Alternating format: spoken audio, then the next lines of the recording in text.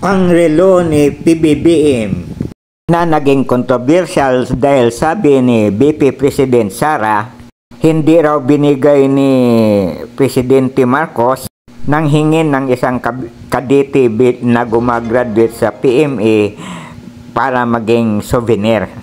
President Bongbong Marcos sported a rare Patek Philippe on Inauguration Day. Sinasabing ang relo na ito ay mana pa raw niya sa kanyang tatay na dating presidente, Ferdinand Marcos Sr. Sinasabing ang halaga nito ay 93 million pesos. Kaya nga rare.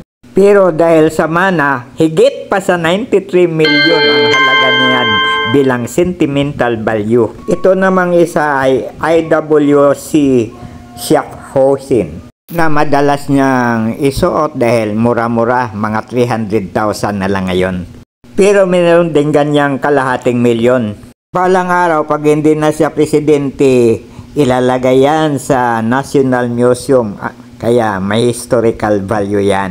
Kahit itong relo ko, pag hiningi sa akin, hindi ko rin ibibigay kasi binigay lang to, regalo sa akin to ng anak ko. May sentimental value din ito para sa akin. Lalo na yung singsing na parang hawig din kay PBBM. Wedding ring yan eh.